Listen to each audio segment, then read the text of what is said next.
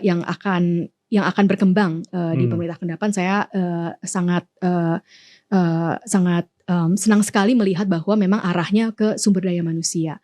Ada lagi program lain untuk membangun SMA unggul yang kebetulan juga saya sangat appreciate sekali sedang diminta oleh Pak Prabowo untuk melakukan program SMA unggul. Nanti mungkin itu saya nggak cerita panjang lebar, tapi di masa lain bisa saya cerita. Berarti nanti harus kesini lagi. Pasti dong. Alhamdulillah. Gitu. Tapi memang jadi penting sih kalau ketika melihat ya negara yang paling dekat Singapura gitu, dia nggak punya sumber daya alam. Betul. Tapi sumber daya manusianya tuh kayaknya sampai ada julukan Crazy Rich tuh banyak di Singapura. Berarti kan sumber daya manusianya tuh keren-keren ya. Iya, betul. Membangun banget gitu. Iya, betul. Bahkan Prof sendiri dapat beasiswa di Singapura. Iya. Kan? Mungkin kalau boleh ya, saya ingin, karena kita selalu melihat secara sistem. Iya. Nah, satu dari kelemahan kita untuk membangun sumber daya manusia adalah sistem pendidikan kita ada yang kalau saya boleh mohon maaf agak jujur, ada kesalahpahaman apa itu pendidikan. Nah, kalau kita boleh secara sistem, sebenarnya ada perbedaan antara pendidikan dasar dan pendidikan tinggi. Pendidikan dasar itu adalah belajar pengetahuannya. Jadi learning about the knowledge itself. Nah, tetapi pendidikan tinggi itu adalah learning how to create knowledge. Belajar untuk bisa membuat ilmu-ilmu baru.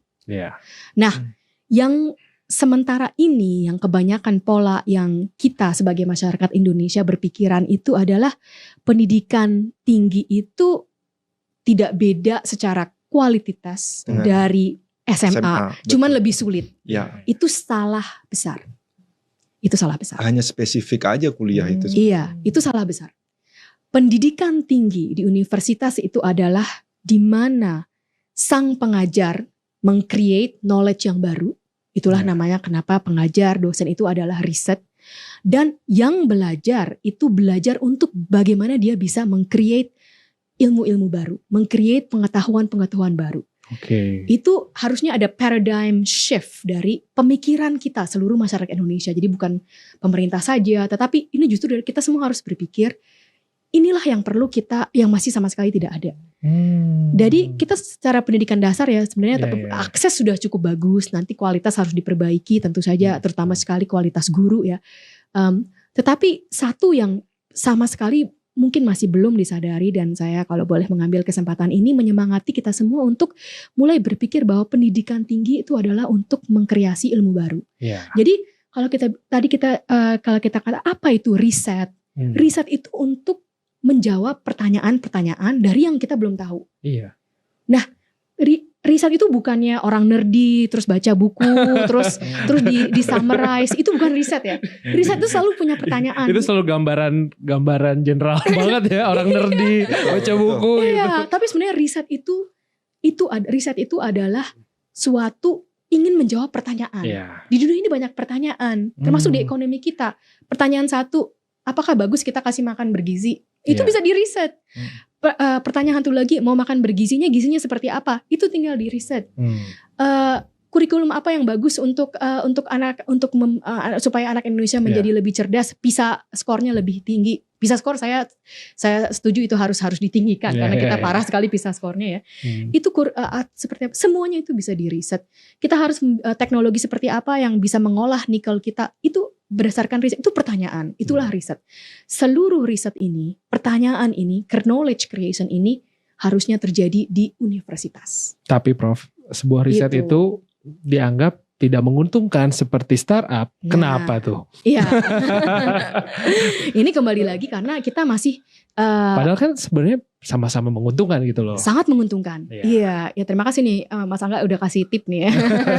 Saya memang sering cerita akhir-akhir ini kalau karena riset itu kan masih kurang jelas kadang-kadang ya. Jadi saya mau kalau boleh dengan para pemirsa share sedikit. Riset itu sebenarnya sama dengan startup. Tetapi presentasi kemungkinan kegagalannya jauh lebih rendah dibandingkan startup.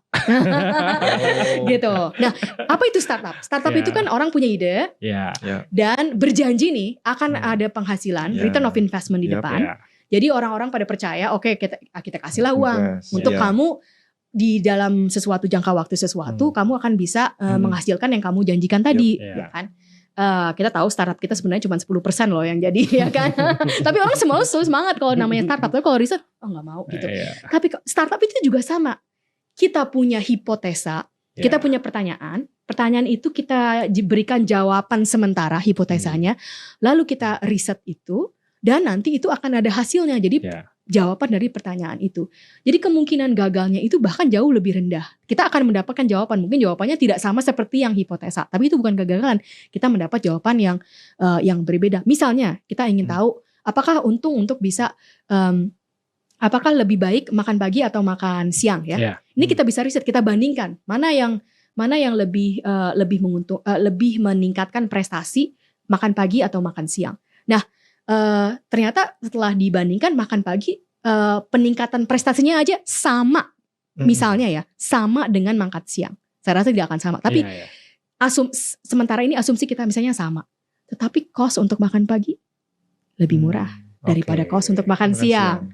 Nah, jadi kalau kita ukur hasil riset kita itu bisa men-save uang negara dengan hasil dampak yang sama, dampak yang begitu, kita untuk menjalankan itu dengan cost yang lebih kecil. Itulah yang menjadi itu. Kembali gisinya seperti apa? Perlukah gizi yang mahal? Perlukah daging? Ternyata setelah dilihat, dikasih makannya sayur dan tempe, ternyata hasilnya sama dengan dikasih daging. Ya udah kita sayur karena sama tempe juga aja. Tinggi protein. Tapi boleh dong sekali-sekali daging, Prof. Boleh jangan. Boleh. Nah, itulah kenapa riset itu sebenarnya bisa kalau bisa saya tekankan, hasil riset itu bisa mengefisiensikan cost dari segala macam kebijakan-kebijakan. Ayo membiayai riset di Indonesia ya, Prof ya. Betul.